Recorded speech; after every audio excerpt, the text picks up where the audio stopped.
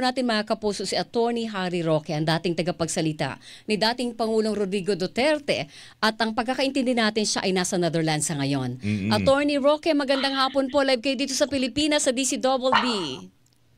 Yes, magandang hapon Pilipinas, magandang hapon Weng, magandang hapon Joel. Ay, kami po parehong Weng. Double Weng and Weng. Yes, sir. Weng and Weng pala ito. Yes, Weng and Weng. Sir, kumusta ka Weng and muna? Weng. Kasi ang pagkakaintindi po namin ay sabi po ninyo nagkaroon kayo ng medical condition. Nagkaroon ba kayo ng operation? Ano po, kumusta lagan nyo ngayon? Okay naman po, no?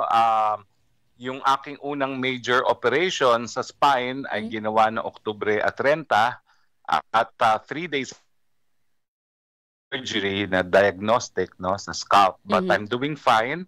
At ang nakakalungkot, bagamat tayo nagsulong ng universal healthcare sa Pilipinas, no, ako mismo nagtamasa ng universal healthcare dito sa Netherlands. At maski ako'y walang pera, wala akong naging problema sa gasto sa operasyon. Ay talaga? Maganda yung healthcare nila dyan, sir? Na-cover lahat? Yes. So, alam nyo, dito ko naman ginaya yung universal healthcare. Dati nung nag-aaral ako sa UK, nakita ko nga na libreng gamot at libreng paggamot. So, ginaya ko yan para sa Pilipinas.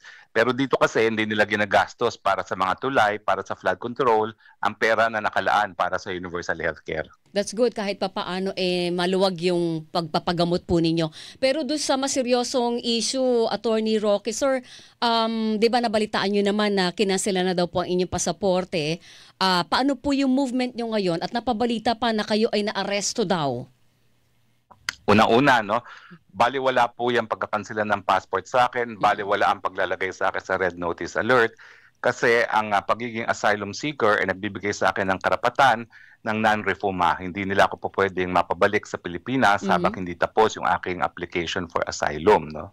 At ang epekto lang niyang dalawang bagay na yan ay hindi ako makakalabas ng Europa kasi unang-una wala naman talaga sa akin ng passport ko, nasa Dutch authority. So kahit anong gagawin cancellation nila yan, hindi ko naman nagagamit, no? At pangalawa, syempre pag lumabas ako ng Europa, mawawala yung protection ko ng non-refuma. So dito lang ako sa Europa. And wala kayong intensyon na lumabas pa because nga yung limitation na yun due to yung passport ninyo ay wala sa inyo? Lalabas lang ako ng Europa kung kayo pauwi na ng Pilipinas. Ayun. That means, linawin ko lang, saan pending ang inyong petition for asylum?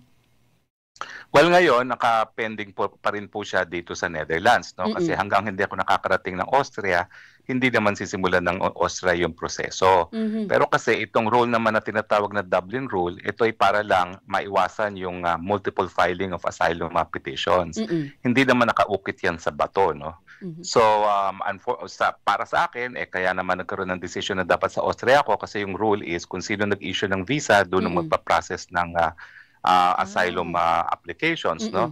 Pero hindi nga po yan nakasulat sa bato at hanggang hindi ako nakakarating sa Austria, may obligasyon pa rin ang Netherlands na bigyan ako ng protection. Paano po yun? Paano kayo makakapunta ng Austria para pasimulan yung inyong hearing doon sa inyong petition?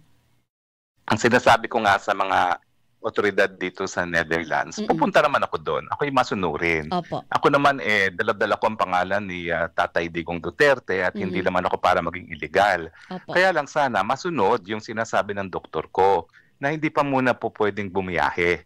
At ang hinihingi lang naman ng doktor ay palipasin ng 2 buwan matapos yung aking operasyon sa spine dahil yun naman talagang panahon kung saan normally gagaling na, no, yung inoperahan na spine, no? Kasi hindi naman sugat sa labas ang importante dyan, yung sa spine mismo. Totoo yan. So sa akin, hiningi ko lang, antayin lang natin, yun lang naman ang hiningi ng doktor ko, no? Unfit to travel until kami magkita muli sa 8 ng Enero. Okay, so January pa pala yun, Attorney Roque. And from there, after nang magkita kayo ng doctor, magbibigay siya ng certification na fit to fly na po kayo. Saka lang kayo pupunta ng Austria. Oo, yan din ang hinihintay ng mga eroplano. Hindi nila tinanggap yung fit to fly na ginawa ng 2 doktor na kinuha ng gobyerno dahil meron din akong 2 certificate na unfit to fly na in-issue ng mga doktor ko na nag-perform ng mga surgery sa akin, no?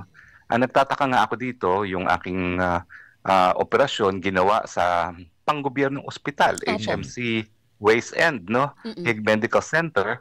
Di ba sa Pilipinas, kapag doktor gobyerno, yun ang hinahanap.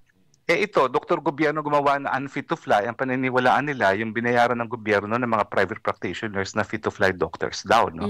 So parang iba yung sinusunod na patakaran ng gobyerno, bagamat yun nga po, no, ultimately, yung hukuman na magdedesisyon, no?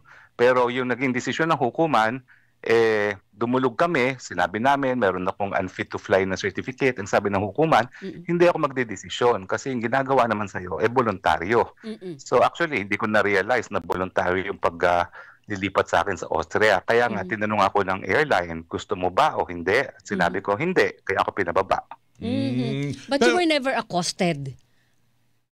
Hindi po, hindi po. Ang nangyari is, matapos na bumaba ako, doon po nagkaroon ng proseso. Nagpatawag sila ng piskal dahil ang gusto mangyari ng immigration, dahil hindi ako sumakay ng flight ko, ako ay i-detain, no, para mapadalang sapilitan sa Austria.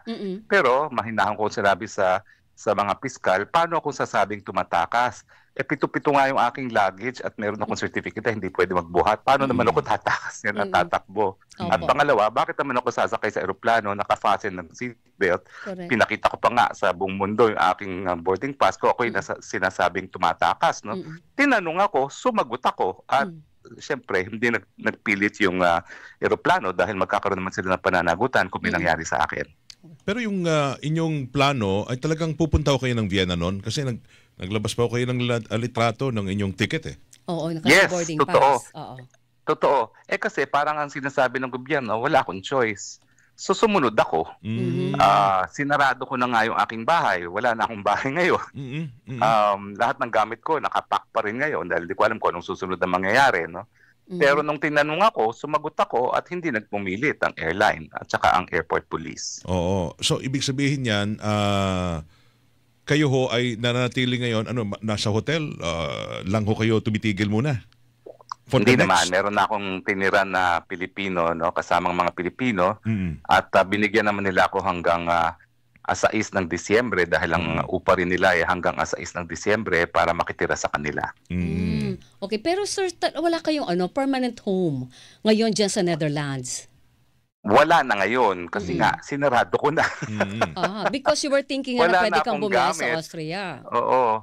Nagpadala na ako ng 3 boxes sa Maynila at yung ibang mga gamit ko meron yung mga dadaling ko sana 7 pieces of luggage at saka meron akong 2 na ipapakiusap sa mga kaibigan na dalhin sa akin sa Austria, no. So I was ready to go. Kaya lang, it's really God's will, no, kasi nung nakita nung piloto yung aking tinatawag na medical passport, ayun, pinatawag niya ang airport police at tinanong, gusto mo ba o hindi? Sabi ko, hindi. Ayan. May choice ka naman pala. Pero sir, sa ngayon, ano ang plano nyo? Ano ang plano nyo ngayon, Attorney Roque? Anong plano ko? Ano ang plano po ninyo ngayon? Yes, well, gusto ko lang masunod yung sinasabi ng doktor ko. Unfit to travel until kami magkita muli sa 8 ng Enero. Hindi naman ako magpipilitan at saka ako, kaya naman ako sabi ko na sige na nga, pumunta na ng Austria. Kasi bagamat meron akong proteksyon, hindi naman umuusad yung proseso ng asylum. Hindi naman ako mayaman, kailangan ko na magtrabaho hanggang hindi umuusad yung proseso ng asylum, hindi ko makakakuha ng work permit. No? Sa katunayan, meron na ako mga nakausap na pwede kong pagturuan. Kaya lang, paano ako magkakapagturo nang wala naman akong work permit? So sa akin, pabor din sa akin na magsimula na yung proseso nang sa ganun ako'y magkaroon na rin ng hanap buhay muli dahil 7 buwan na ako dito sa Europe.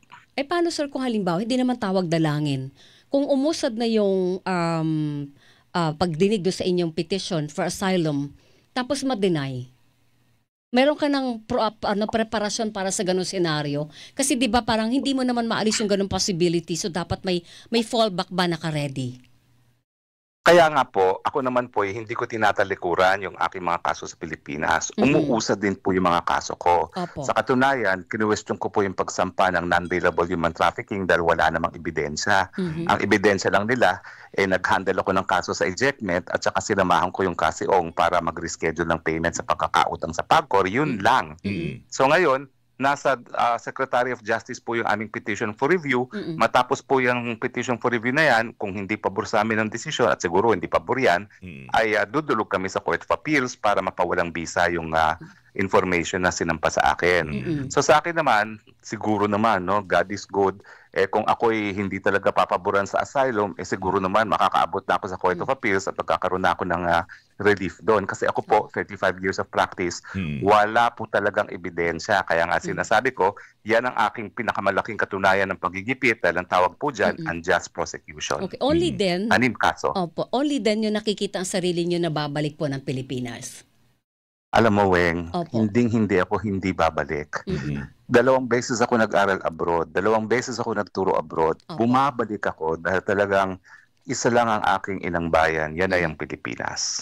So ito pong yung arrest order na inisyuhan ng Angeles RTC, qualified human trafficking, ito po ay talagang malaki ang inyong paninindigan na wala ho kayo talagang touch dyan ho sa mga akusasyon na yan.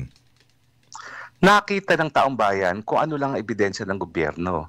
Yung sinabi ng PAGCOR na sinamahan ko si Cassie Ong para nga mag-reschedule ng pagbabayad ng utang dahil di umano, dinispal ko ng tao nila yung pambayad sa PAGCOR. Yun lang po ang kanilang kaso. Sabi nila, nagtanong daw ako kung anong status ng lisensya. Ano ba namang masama doon? Dahil nung time na yon, meron naman silang lisensya. Nagkaroon ng bagong rule na kinakailangan mag-apply muli. Sinisigurado ko na legal ang operasyon nila.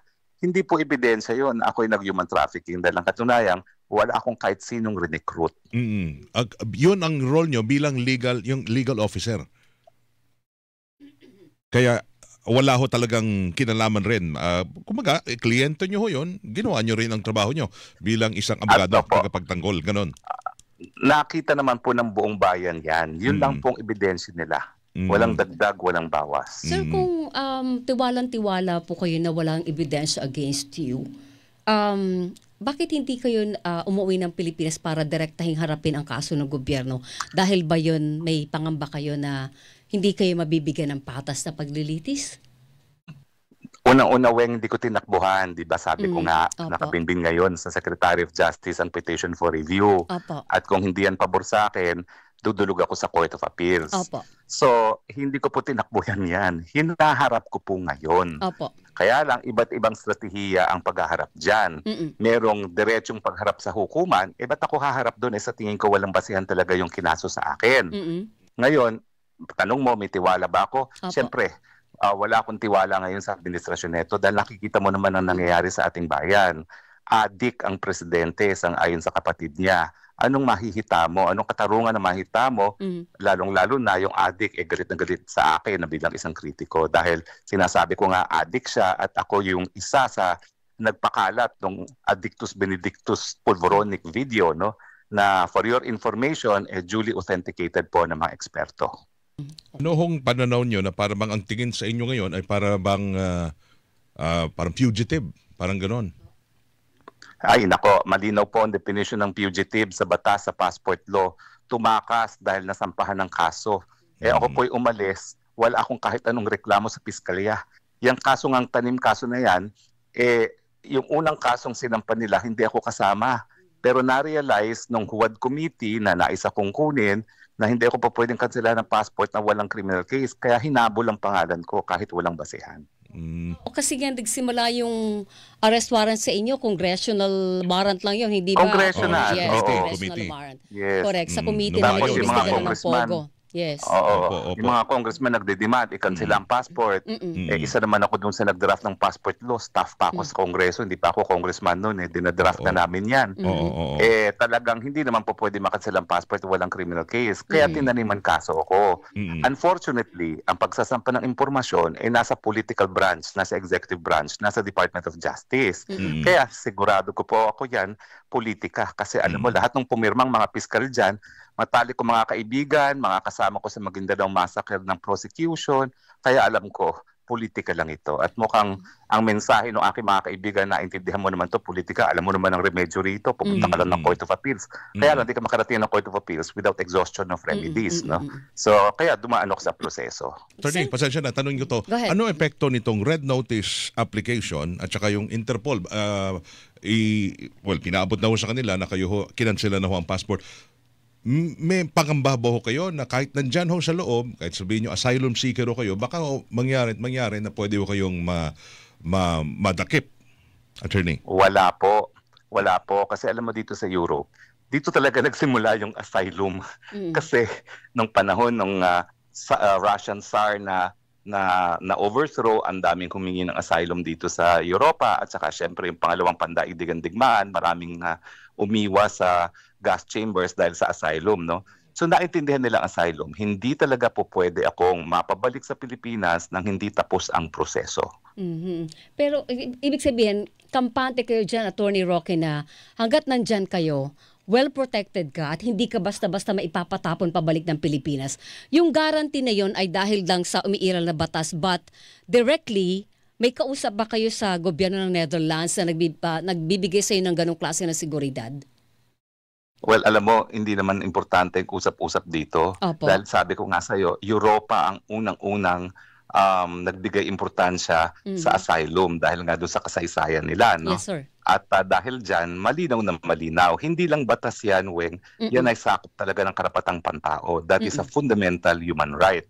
So talagang naintindihan nila, at kung ako nga, nagbabasa ako ng mga desisyon ng hukuman nila, Yes. talagang sila nagpasimuno nito dahil sa kanilang kasaysayan, talagang napakadaming umiwas sa kamatayan dahil dito sa karapatan ng That's asylum. good. So may higpit pala talagang sinusunod dyan, Attorney Roque. Pero Oo. Attorney, di ba yung sasakay na sana kayo ng aeroplano pero hindi na ho kayo pinayagan? Nakasakay na ako. Nakasakay na. oo. Yes, oo. Nakasakay na. Binabasa Nakafasten my seatbelt na ako. Oo. Correct. Ano yung nagtulak ho para sa Netherlands na kayo ay pinapupunta ng Australia? Ano bang tawag doon sa Austria, proseso na yan? Austria. Sa Vienna, Oo. Austria. Well, alam mo, ang katunayan yan, siyempre, meron ding pressure na politikal.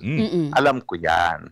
So kaya nga, humuhugas kamay ang Netherlands, babayaan mong Austria to deal with the political pressure kasi wala rin tigil ang pangangalampag ng gobyerno ng Pilipinas na pauwi na po.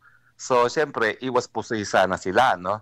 Pero, yun na nga, no, ayon sa karapatang pantao, meron pa nga hukuman dito na European Court of Human Rights.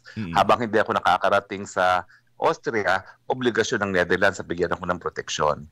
Alam mo, hindi sila nakikipag-ugnayan sa akin, pero alam ko na they have taken precautions also to protect me. Kasi ang daming nag-escort sa akin sa airport. Hindi ako in-escortan dahil ako'y tatakas. In-escortan ako dahil may possibility na targetin ako. At nakumpirma sa akin ng police, Holland, na meron ngang 2 suspicious characters na pinipicturean ako at naantala nga yung pag-alis ko dun sa vicinity ng eroplano dahil in-interview nila kung sino yung nag-video sa akin na isang Pilipino. Isang Pilipino na lalaki, isang Pilipina na babae.